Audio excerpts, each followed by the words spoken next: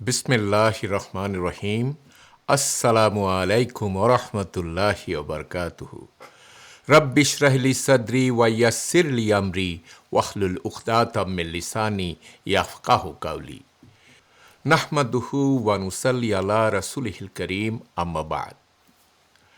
আগের ৭৩তম পর্বে আমরা আরশে মুআল্লায় ৫০ ওয়াক্ত সালাতের নির্দেশ লাভ, ষষ্ঠ আসমানে হজরত মুসা আলাহিসাল্লামের ঐতিহাসিক পরামর্শে তা কমিয়ে ৫ ওয়াক্তে নিয়ে আসা এবং মেরাজের রাত্রে প্রাপ্ত বিশেষ ৩টি অমূল্য উপহারের বিস্তারিত বিবরণ জেনেছিলাম।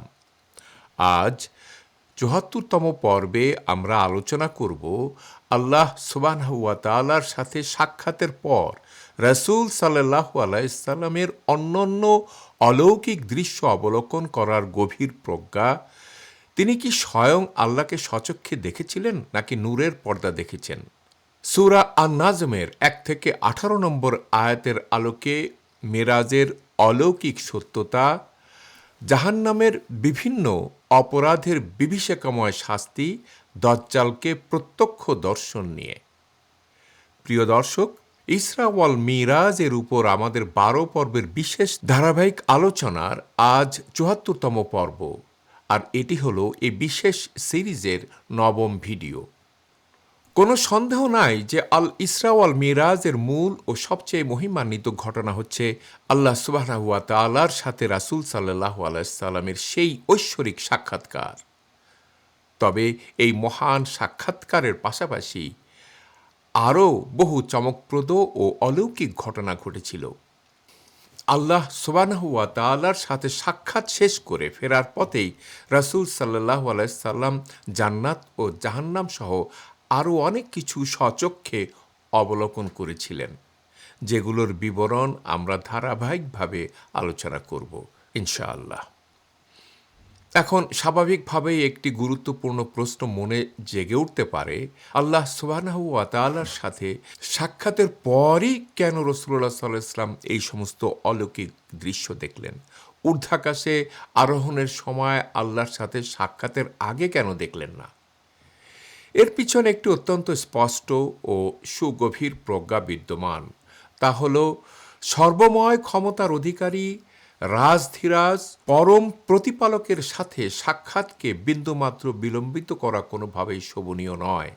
তাই রাসূল সাল্লাল্লাহু আলাইহি সাল্লাম কোনো বিরতি ছাড়াই সরাসরি সুউচ্চ আসমানে গিয়ে সর্বাগ্রে আল্লাহর সাথে সাক্ষাৎ করেছেন এবং ঐশ্বরিক কথোপকথন সম্পন্ন করেছেন। আর মহাসম্রাটের সাথে সাক্ষাতের কাজ শেষ করার পরই তিনি অন্যান্য স্থান পরিদর্শন ও অপরাপর অলৌকিক দৃশ্য প্রত্যক্ষ করেছেন। এখানে রাসূল সাল্লাল্লাহু আলাইহি সাল্লাম ও প্রতিপালকের সেই নিবিড় অবস্থানকে বোঝাতে আমরা সাক্ষাৎ শব্দটি ব্যবহার করেছি এবং এটি একটি অত্যন্ত উপযুক্ত ও যথার্থ শব্দ। তবে রাসূল সাল্লাল্লাহু আলাইহি সাল্লাম আক্ষরিক অর্থে বা চাক্ষুষভাবে আল্লাহকে দেখেছিলেন কিনা তা নিয়ে ইসলামিক গবেষক ও আলেমদের মধ্যে মতভেদ রয়েছে। অধিকাংশ আলেমদের মতে এবং প্রামাণিক দৃষ্টিভঙ্গি হল, রাসূল সাল্লাল্লাহু আলাইহি সাল্লাম আল্লাহকে স্বচক্ষে পরিদৃশ্যমান রূপে দেখেননি, বরং তিনি পরম প্রতিপালক ও তার মাঝে স্থাপিত সুমহান নূরের পর্দা প্রত্যক্ষ করেছিলেন। সহিহ মুসলিমের হাদিসে এসেছে, হযরত আবু যার রাদিয়াল্লাহু আনহু যখন রাসূল সাল্লাল্লাহু আলাইহি সাল্লামকে জিজ্ঞাসা করেছিলেন যে তিনি আল্লাহকে দেখেছেন কিনা, তখন নবী সাল্লাল্লাহু আলাইহি সাল্লাম উত্তর দিয়েছিলেন, তিনি তো পরম নূর, আমি তাকে কিভাবে দেখব? অর্থাৎ তিনি নূরের আবরণই প্রত্যক্ষ করেছিলেন। পবিত্র কোরআনের সূরা আল-নাজমের শুরুর অংশগুলোতে পরোক্ষ ও অত্যন্ত মহিমান্বিত ভাষায় মেরাজের এই অলৌকিক ঘটনার বিবরণ ফুটে উঠেছে। আল্লাহ তাআলা আন-নাজমের ১ থেকে ১৮ নম্বর আয়াতে ঘোষণা করেন, নক্ষত্রের কসম যখন তা নেমে আসে, তোমাদের সঙ্গী মুহাম্মদ পথভ্রষ্ট হননি এবং তিনি কোনো ভুলও করেননি। আর তিনি নিজ প্রবৃত্তি বা কল্পনা থেকেও কোনো কথা বলেন না। এটা তো কেবল আল্লাহর পক্ষ থেকে অবতীর্ণ ওহী ছাড়া আর কিছুই নয়। তাকে শিক্ষা দান করেছেন এক প্রচণ্ড শক্তিশালী ফেরেশতা জিব্রাইল, যে পরম সুস্থ ও ত্রুটিমুক্ত রূপের অধিকারী, এবং সে নিজে আসল রূপ ধারণ করেছিল যখন সে ছিল ঊর্ধ্ব দিগন্তে।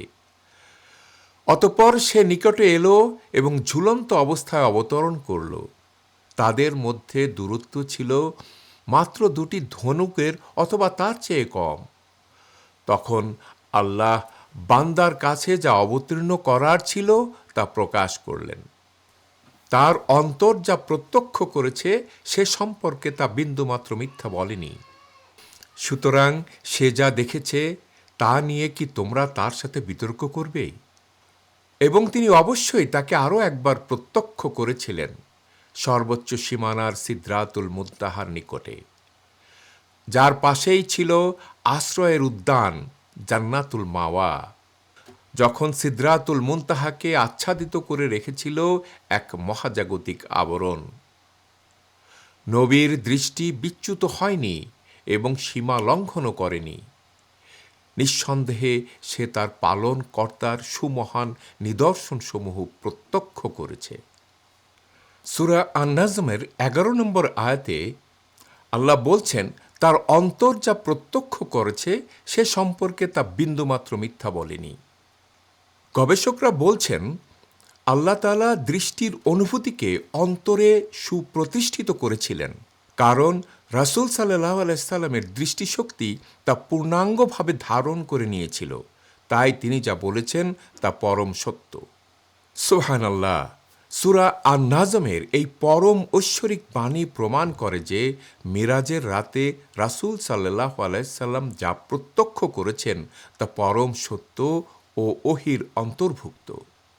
যেমনটা এর আগেও আমরা আলোচনা করেছি যে আল ইসরা ওয়াল মিরাজের অলৌকিক ঘটনাগুলিকে শতভাগ সুনির্দিষ্ট ঘটনাক্রম অনুযায়ী সাজিয়ে লেখা প্রায় অসম্ভব একটি বিষয়। যদিও আমাদের কাছে আল ইসরা ওয়াল মিরাজ সংক্রান্ত হাদিসের বিশাল সংগ্রহ ও ভাণ্ডার রয়েছে, কিন্তু ঠিক কোন ঘটনার পর কোন ঘটনা সংঘটিত হয়েছে সে সম্পর্কে সুনির্দিষ্ট কোনো কালানুক্রমিক ধারাবাহিকতা হাদিসে বর্ণিত নেই।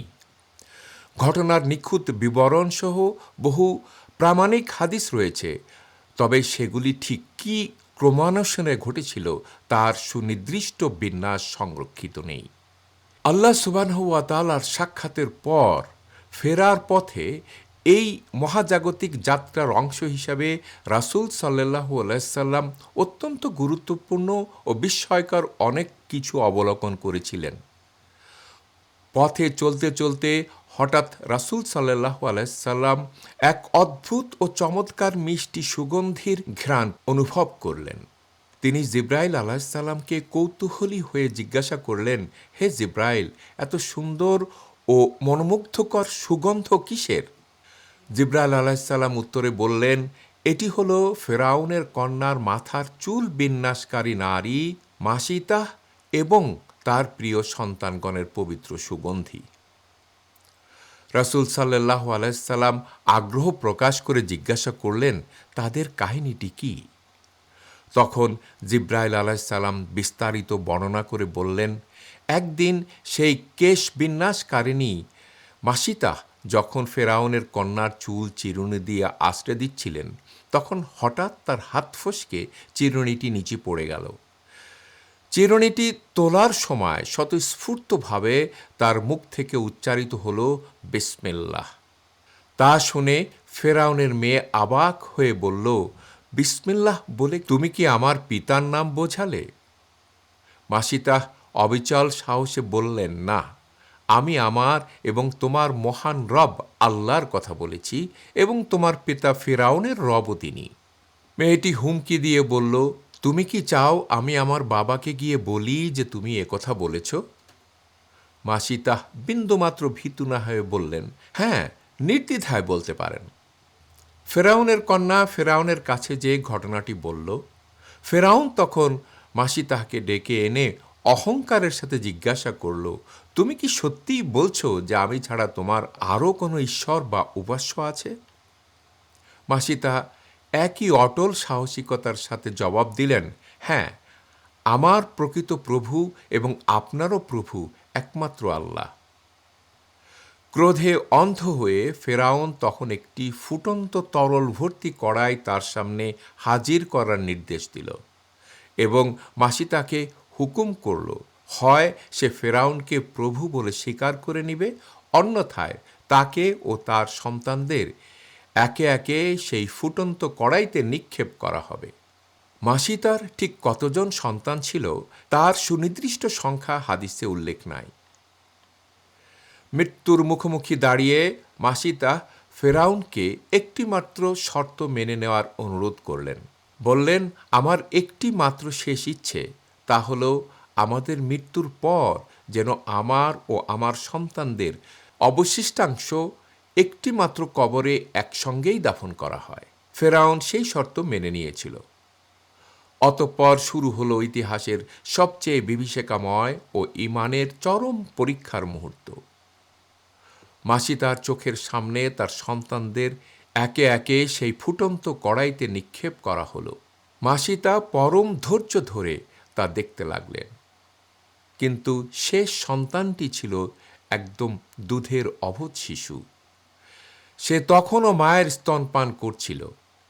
সেই কচি শিশুটিকে কড়াইতে নিক্ষেপ করার মুহূর্তে এসে মাসিতার বুক একজন জননীর আকুলতায় কিছুটা দ্বিধাগ্রস্ত ও বিচলিত হয়ে পড়েছিল। ঠিক সেই পরম সংকটময় অলৌকিক মুহূর্তে ঘটে গেল অভাবনীয় এক ঘটনা। মায়ের কোলে থাকা সেই দুধের শিশুটি অলৌকিকভাবে স্পষ্ট ভাষায় কথা বলে উঠল এবং ডেকে বলল, হে আমার আম্মা, আপনি একটুও দ্বিধা করবেন না, সামনে এগিয়ে যান এবং নিজেকে অবিলম্বে কড়াইতে নিক্ষেপ করুন, কারণ এই ক্ষণস্থায়ী দুনিয়ার সামান্য শাস্তি পরকালের চিরন্তন শাস্তির তুলনায় মোটেও কিছু নয়। অন্য বর্ণনায় এসেছে, শিশুটি বলেছিলেন, বিচলিত হবেন না, কারণ আপনি পরম সত্যের উপর প্রতিষ্ঠিত আছেন। দুধের শিশুর মুখের এই অলৌকিক সান্ত্বনা শোনার পর মাসিতার সমস্ত দ্বিধা নিমেষেই কেটে গেল। তিনি সন্তানকে বুকে জড়িয়ে ধরে হাসি মুখে নিজেকে সেই ফুটন্ত কড়াইতে সঁপে দিলেন এবং পরম শাহাদত বরণ করলেন। এখানে হাদিসের একটি বিশেষ দ্রব্যষ্ঠ উল্লেখ করা অত্যন্ত প্রাসঙ্গিক। মাসিতার এই পরম সাহসী দুগ্ধপোষ্য শিশুটি ছাড়াও মানব জাতির ইতিহাসে আরও কয়েকজন শিশু দোলনায় থাকা অবস্থায় অলৌকিকভাবে কথা বলেছিলেন। বিশিষ্ট সাহাবী হজরত ইবনে আব্বাস রাদিয়াল্লাহু আনহুর অভিমত ও বর্ণনা অনুযায়ী পৃথিবীর ইতিহাসে মাত্র 4 জন শিশু তাদের দোলনা বা অতি শৈশব থেকে অলৌকিকভাবে কথা বলেছিলেন। তারা হচ্ছেন ফিরআউনের কন্যার কেশ বিন্যাসকারিণী মাসিতার এই বীর দুগ্ধপোষ্য শিশু, হজরত ঈসা আলাইসাল্লাম, হজরত ইউসুফ আলাইসাল্লামের নির্দেশদাতার প্রমাণ প্রদানকারী সেই অলৌকিক সাক্ষী শিশুটি। তবে এটা নিয়ে আলেমদের মধ্যে কিছুটা মতপার্থক্য আছে এবং আরেকজন হচ্ছেন বনি ইসরায়েলের পরহেজগার আবেদ জোরায়েজের কাহিনীর সেই অলৌকিক শিশুটি, যার মা একদা জোরায়েজার নামাজে থাকা অবস্থায় ডেকে সাড়া না পাওয়ায় ক্ষুব্ধ হয়ে বদদোয়া দিয়ে বলেছিলেন, হে আল্লাহ, কোনো পতিতার মুখ না দেখা পর্যন্ত তাকে মৃত্যু দিও না। বক্তব্যটি সাহাবী হজরত আবদুল্লাহ ইবনে আব্বাস রাদিয়াল্লাহু আনহুর বর্ণিত রেওয়াত হিসাবে মুসনাদে আহমেদের 3043 নম্বর হাদিসে এবং তাফসিরে ইবনে কাসিরে সংরক্ষিত রয়েছে। তবে সহিহ বুখারীর 3436 নম্বর হাদিসে রাসূলুল্লাহ সাল্লাল্লাহু আলাইহি সাল্লাম 3 জন শিশুর কথা উল্লেখ করেছেন। মাসিতার এই মহিমান্বিত কাহিনীর পরম বিস্ময়কর ও ভাবগম্ভীর বিষয়টি হল, মহান আল্লাহ সুবহানাহু ওয়া তাআলা চেয়েছিলেন এই অভূতপূর্ব ঘটনাটিকে রাসূল সাল্লাল্লাহু আলাইহি সাল্লামের পুরো উম্মতের সামনে চরম ঈমান, ত্যাগ, ধৈর্য ও বীরত্বপূর্ণ সাহসিকতার এক অনন্য দৃষ্টান্ত হিসাবে তুলে ধরতে। ঠিক এই কারণেই রাসূল সাল্লাল্লাহু আলাইহি সাল্লাম তার উম্মতের কাছে এই ঘটনাটির আদ্যোপান্ত অত্যন্ত গুরুত্বের সাথে বর্ণনা করেছেন। যদিও মেরাজের আগে রাসূল সাল্লাল্লাহু আলাইহি সাল্লাম সেই নারীর নামও জানতেন না। হযরত মূসা আলাইহিস সালামের উম্মতের মধ্যে ঘটে যাওয়া আল্লাহর পরম পছন্দের এই ঘটনাটি কিয়ামত পর্যন্ত পৃথিবীর সর্ববৃহৎ ও সর্বশেষ উম্মার সামনে তুলে ধরার মাধ্যমে আল্লাহ সুবহানাহু ওয়া তাআলা কয়েকটি বিশেষ মহিমা প্রকাশ করেছেন। এর মাধ্যমে আল্লাহ তাআলা মাসিতাকে কিয়ামত পর্যন্ত পরম সম্মানে ভূষিত ও মর্যাদা দান করেছেন। দ্বিতীয়ত, কিয়ামত পর্যন্ত মানুষ তাকে পরম শ্রদ্ধা ও ভক্তির সাথে স্মরণ করবে। তৃতীয়ত, কিয়ামত পর্যন্ত সমস্ত মুমিন মানবজাতি তার ও তার শাহাদত বরণকারী পরিবারের জন্য রহমত ও দয়ার দোয়া করতে থাকবে। এবং চতুর্থত, কিয়ামত পর্যন্ত তিনি প্রতিটি মুমিন পুরুষ ও নারীর জন্য ঈমানী লড়াইয়ের পরম অনুকরণীয় ও অনুপ্রেরণাদায়ক আদর্শ হিসাবে বেঁচে থাকবেন। এটা সত্যিই অত্যন্ত চমৎকার ও আশ্চর্য এক বিষয় যে যদিও এই হৃদয়স্পর্শী ঘটনাটি রাসূল সাল্লাল্লাহু আলাইহি সাল্লামের উম্মতের হেদায়েতের ও শিক্ষার জন্য হাদিসে সংরক্ষিত করা হয়েছে, কিন্তু আশ্চর্যজনকভাবে মাসিতার এই ঐতিহাসিক ও পরম সত্য কাহিনীটি কোনো ইহুদি বা খ্রিস্টানদের ধর্মগ্রন্থে কিংবা অন্য কোনো প্রাচীন কিতাবে খুঁজে পাওয়া যায় না। এটি একমাত্র রাসূল সাল্লাল্লাহু আলাইহি সাল্লামের উম্মতের জন্যই আল্লাহ আমানত হিসাবে প্রকাশ করেছেন। মহান রব্বুল আলামিনের সাথে রাসূল সাল্লাল্লাহু আলাইহি সাল্লামের সেই ঐশ্বরিক সাক্ষাৎকারই ছিল আল ইসরা ওয়াল মিরাজের মূল ও কেন্দ্রীয় পর্ব। আর এই মূল সাক্ষাৎকার পর্ব সুসম্পন্ন হওয়ার পর আল্লাহ সুবহানাহু ওয়া তাআলা রাসূল সাল্লাল্লাহু আলাইহি সাল্লামকে তার অসীম সৃষ্টি জগতের সেই সব অলৌকিক ও বিস্ময়কর সৃষ্টিসমূহ দেখাতে লাগলেন যা আল্লাহ তাআলা স্বীয় হাবিবকে দেখাতে চেয়েছিলেন। রাসূল সাল্লাল্লাহু আলাইহি সাল্লাম জান্নাত পর্যবেক্ষণ করেছিলেন। তবে জান্নাত পর্যবেক্ষণ বিষয়ে খুব সামান্য তথ্যই হাদিসে আমাদের জন্য সংরক্ষিত রয়েছে। সহিহ বুখারীতে বর্ণিত প্রামাণিক হাদিসে রাসূল সাল্লাল্লাহু আলাইহি সাল্লাম বর্ণনা করেছেন যে আরশে মুআল্লায় 50 ওয়াক্ত সালাত থেকে কমিয়ে 5 ওয়াক্ত সালাতের চূড়ান্ত নির্দেশ লাভ করার পর তিনি পরম শুভক্ষণে জান্নাতে প্রবেশ করলেন।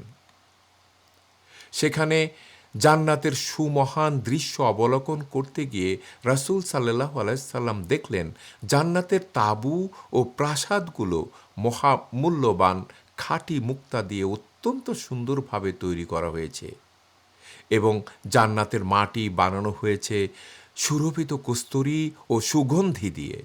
সুবহানাল্লাহি ওয়া বিহামদি, সুবহানাল্লাহিল আযীম। জান্নাতের এই পরম সৌন্দর্য রাসূল সাল্লাল্লাহু আলাইহি সাল্লাম আল্লাহর আমন্ত্রিত অতিথি হিসাবে উপভোগ করেছিলেন। সুবহানাল্লাহ। এখানে একটি অত্যন্ত প্রাসঙ্গিক ও গভীর ধর্মতাত্ত্বিক বিষয় আলোচনা হওয়া প্রয়োজন। সাধারণত ইসলামের আলেমগণ বলে থাকেন হযরত আদম আলাইহিস সালাম জান্নাত থেকে বের হয়ে আসার পর থেকে বিচার দিবস বা কিয়ামত পর্যন্ত অন্য কেউ জান্নাতে প্রবেশ করবে না এবং কিয়ামতের দিন হিসাব নিকাশ শেষে জান্নাতে প্রবেশকারী সর্বপ্রথম ব্যক্তি হবেন স্বয়ং রাসূল সাল্লাল্লাহু আলাইহি সাল্লাম। এছাড়াও ইসলামী ধর্মতত্ত্বে একটি সুপ্রতিষ্ঠিত মত হচ্ছে যে ব্যক্তি কিয়ামতের দিন চূড়ান্ত হিসেব নিকেশের পর জান্নাতে প্রবেশ করবেন সে আর কখনোই জান্নাত থেকে বের হবেন না, বরং সেখানেই চিরকাল বসবাস করবেন।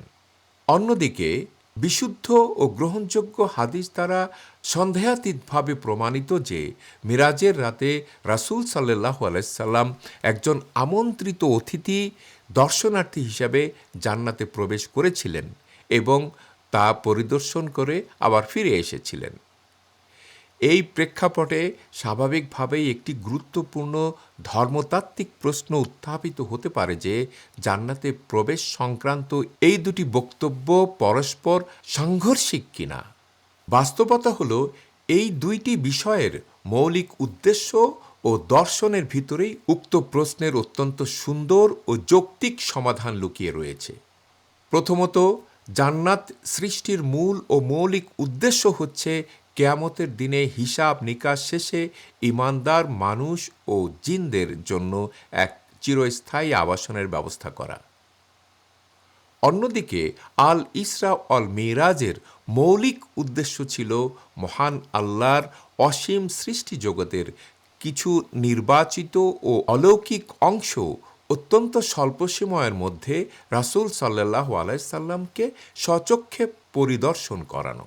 যদিও এই সূক্ষ্ম বিষয়টির কোনো একক ব্যাখ্যা নির্ধারণ করা কঠিন, তবে মূল উদ্দেশ্যগুলোকে সামনে রেখে আলেমগণ চারটি চমৎকার ব্যাখ্যা প্রদান করেছেন। প্রথম ব্যাখ্যাটি হচ্ছে, রাসূল সাল্লাল্লাহু আলাইহি সাল্লাম জান্নাতের চিরস্থায়ী বাসিন্দা হিসাবে সেখানে প্রবেশ করেননি। সুতরাং আদম আলাইসাল্লাম জান্নাত থেকে বের হয়ে আসার পর থেকে বিচার দিবস পর্যন্ত কেউ জান্নাতে প্রবেশ করবে না এবং কিয়ামতের দিন প্রথম ব্যক্তি হিসাবে রাসূল সাল্লাল্লাহু আলাইহি সাল্লাম জান্নাতে প্রবেশ করবেন, এই বক্তব্যের সাথে মেরাজের রাতে আমন্ত্রিত দর্শনার্থী হিসাবে রাসূল সাল্লাল্লাহু আলাইহি সাল্লামের সাময়িক প্রবেশ মোটেও পরস্পর বিরোধী নয়। আদম আলাইসাল্লাম জান্নাতের আদি বাসিন্দা হিসাবে ছিলেন, আর কিয়ামতের পর যারা প্রবেশ করবেন তারা চিরস্থায়ী বাসিন্দা হিসাবেই প্রবেশ করবেন। একমাত্র মৃত্যুর পরই কিয়ামতের দিন সবাইকে হিসাবের জন্য সমবেত করা হবে। কিন্তু রাসূল সাল্লাল্লাহু আলাইহি সাল্লাম জীবিত অবস্থায় একজন আমন্ত্রিত বিশেষ দর্শনার্থী হিসাবে জান্নাতে প্রবেশ করেছিলেন, তাই তার সেই প্রবেশ ছিল কেবল ক্ষণিকের পরিদর্শনের জন্য, চিরস্থায়ী বাসিন্দা হিসাবে নয়। দ্বিতীয় ব্যাখ্যা হচ্ছে, এটি অবশ্যই অকাঠ্য সত্য যে বিচার দিবসের পর অনন্তকালের জন্য হজরত আদম আলাইহিস সালামের পর রাসূল সাল্লাল্লাহু আলাইহি সাল্লামই হবেন জান্নাতে প্রবেশকারী প্রথম মানব। তবে আল ইসরা ওয়াল মিরাজ চলাকালীন সময়ে আল্লাহর দরবারে আগমন উপলক্ষে তার এই ক্ষণিক জান্নাত ভ্রমণকে একটি অলৌকিক ব্যতিক্রমী ঘটনা হিসাবে গ্রহণ করা যায়।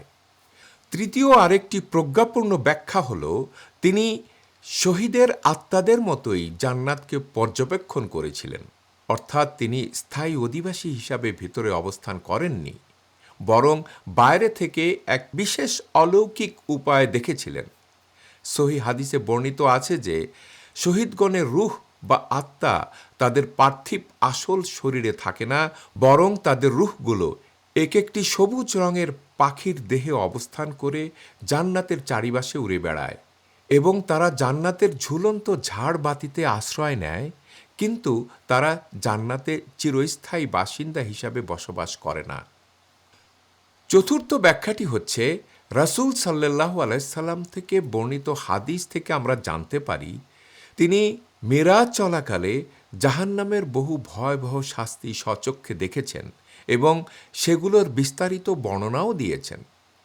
এটি দ্বিধাহীনভাবে বলা যায় যে রাসূল সাল্লাল্লাহু আলাইহি সাল্লাম কিন্তু জাহান্নামের ভিতর প্রবেশ করেননি, বরং দূর থেকে একজন দর্শনার্থীর মতো সেই শাস্তি পর্যবেক্ষণ করেছেন। ঠিক একইভাবে জান্নাতকেও হয়তো রাসূল সাল্লাল্লাহু আলাইহি সাল্লাম দূর থেকেই পরম অলৌকিক উপায়ে পর্যবেক্ষণ করেছিলেন, ঠিক যেভাবে তিনি জাহান্নাম প্রত্যক্ষ করেছিলেন এবং এসে আমাদের জন্য বর্ণনা করেছিলেন। রাসূল সাল্লাল্লাহু আলাইহি সাল্লাম বলেছেন, আল ইসরা আল মিরাজের রাতে তিনি জাহান্নামের অনেক শাস্তি দেখেছেন এবং তার দেখা শাস্তি সম্পর্কে বহু হাদিস তিনি বর্ণনা করেছেন।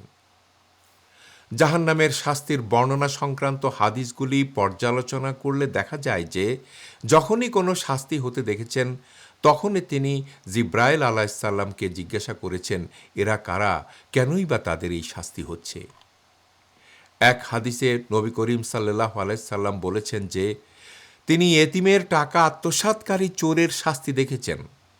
তাদের নাক ছিল উটের মতো এবং তারা জ্বলন্ত কয়লা খাচ্ছিল। আর ঠিক এই কথাই আল্লাহ সুবহানাহু ওয়া তাআলা কোরআনে সূরা আন-নিসার 10 নম্বর আয়াতে বলেছেন, যারা ইয়াতিমদের মাল অন্যায়ভাবে গ্রাস করে তারা তো নিজেদের পেটে কেবল অগ্নিই ভক্ষণ করে, তারা শীঘ্রই জ্বলন্ত আগুনে জ্বলবে।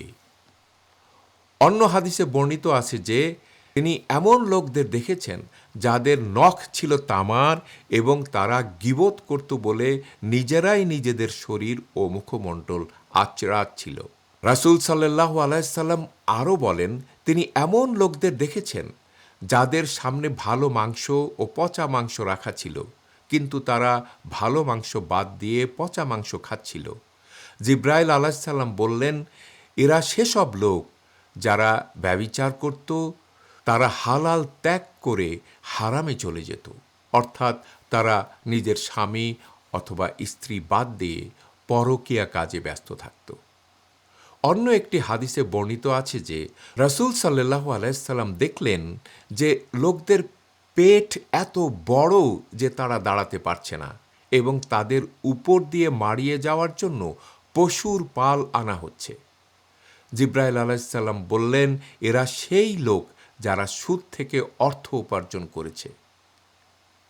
রাসূল সাল্লাল্লাহু আলাইহি সাল্লাম আরও বলেছেন যে তিনি এমন লোকদের দেখেছেন যারা আগুনের মতো উত্তপ্ত কাঁচি দিয়ে নিজেদের ঠোঁট ও জিহ্বা কাটছে। জিব্রাইল আলাইহিস সালাম বললেন, এরা সেই সব লোক যারা অন্যদেরকে ভালো কাজ করতে বলতো কিন্তু নিজেরা সেসব কাজ করতে ভুলে যেত। রাসূল সাল্লাল্লাহু আলাইহি সাল্লাম আরও বর্ণনা করেছেন যে তিনি এই রাতে দাজ্জালকে দেখেছেন এবং তার একটি চোখ ছিল ফোলা, ওই চোখটি দিয়ে সে দেখতে পায় না। অন্য একটি হাদিসে রাসূল সাল্লাল্লাহু আলাইহি সাল্লাম বলেছেন, আমি দাজ্জালকে দেখেছি এবং আমি তোমাদেরকে এমন কিছু বলবো যা অন্য কোনো নবী তার সম্প্রদায়কে বা উম্মতকে বলেনি, এবং তা হলো তার বাম চোখ একটি পচা আঙুরের মতো। রাসূলুল্লাহ সাল্লাল্লাহু আলাইহি সাল্লাম আরও সতর্ক করে বলেছেন, জেনে রাখো দাজ্জাল একচোখা। প্রিয় দর্শক, আল ইসরা আল মিরাজের এই রাতের এই ভয়াবহ পর্যবেক্ষণগুলো আমাদের অপরাধ থেকে বেঁচে থাকার ও সতর্ক হওয়ার বার্তা দেয়। আল্লাহ সুবহানাহু ওয়া তাআলা আমাদের সবাইকে এতিমের হক নষ্ট করা, গীবত, ব্যভিচার, সুদ, ভণ্ডামি এবং দাজ্জালের ফিতনা থেকে হেফাজত করুন। আমিন। আল্লাহ সুবহানাহু ওয়া তাআলা তার প্রিয় হাবিবকে যেসব নিদর্শন দেখাতে চেয়েছিলেন সেই সব নিদর্শন প্রত্যক্ষ করার পর রাসূল সাল্লাল্লাহু আলাইহি সাল্লামের এই মহাজাগতিক ঊর্ধ্বলোক ভ্রমণ সমাপ্ত হল। অতঃপর রাসূল সাল্লাল্লাহু আলাইহি সাল্লাম জেরুজালেমে বাইতুল মুকাদ্দাসে ফিরে এলেন। সেখানে বাহন বোরাক বাঁধা ছিল। রাসূল সাল্লাল্লাহু আলাইহি সাল্লাম পুনরায় সেই বাহনে আরোহণ করে রাতের অতি অল্প সময়ের মধ্যেই আবার পবিত্র মক্কা নগরীতে নিজের আবাসে ফিরে এলেন। এখানে আমাদের সমাজে প্রচলিত কয়েকটি বিশেষ কাহিনীর সত্যতা যাচাই করা অত্যন্ত প্রয়োজন। অনেকেই সাধারণ ওয়াজ মাহফিল বা লোকমুখে শুনে থাকেন যে রাসূল সাল্লাল্লাহু আলাইহি সাল্লাম মিরাজ শেষ করে মক্কায় তার ঘরে ফিরে এসে দেখেন তার শুয়ে থাকা বিছানাটি তখনও গরম ছিল এবং তিনি বের হওয়ার সময় দরজার শিকল নড়ে উঠেছিল, তা তখনও নড়ছিল। তবে বিশুদ্ধ মুহাদ্দিস ও হাদিস বিশারদগণের সর্বসম্মত গবেষণা অনুযায়ী বিছানা গরম থাকা বা দরজার শিকল নড়তে থাকা সংক্রান্ত বিবরণটি নির্দিষ্ট কোনো প্রামাণিক বা সহিহ হাদিস দ্বারা সমর্থিত নয়। এটি মূলত লোকমুখে প্রচলিত একটি দুর্বল বা ভিত্তিহীন বর্ণনা। তবে বিছানা গরমের গল্পটি প্রামাণিক না হলেও রাসূল সাল্লাল্লাহু আলাইহি সাল্লামের এই অলৌকিক সফর যে রাতের অত্যন্ত সংক্ষিপ্ত ও স্বল্প সময়ের মধ্যেই সম্পন্ন হয়েছিল তা শতভাগ সত্য এবং পবিত্র কোরআন দ্বারা প্রমাণিত। সূরা বনী ইসরাইলের 1 নম্বর আয়াতে আল্লাহ তাআলা স্পষ্টভাবে লাইলাম শব্দটি ব্যবহার করেছেন। লাইলাম শব্দটির অর্থ হচ্ছে এক রাত্রে ছোট্ট একটি অংশে। প্রিয় দর্শক, এমনও হতে পারে যে মহাবিশ্বের স্রষ্টা আল্লাহ সুবহানাহু ওয়া তাআলা মেরাজের রাতে সময় ও গতির সমস্ত নিয়মকে সাময়িকভাবে স্থবির বা থামিয়ে দিয়েছিলেন। ফলে রাসূল সাল্লাল্লাহু আলাইহি সাল্লাম কোটি কোটি মাইল দূরত্বের মহাজাগতিক পথ ভ্রমণ করে ফেরত আসার পরও পৃথিবীতে সময় প্রায় পারই হয়নি। এটিও হতে পারে সময়কে নিয়ন্ত্রণকারী মহান আল্লাহর অন্যতম এক অকল্পনীয় অলৌকিক নিদর্শন। আজ এ পর্যন্তই। ও আখিরু দাওয়ানা আনিল হামদুলিল্লাহি রাব্বিল আলামিন।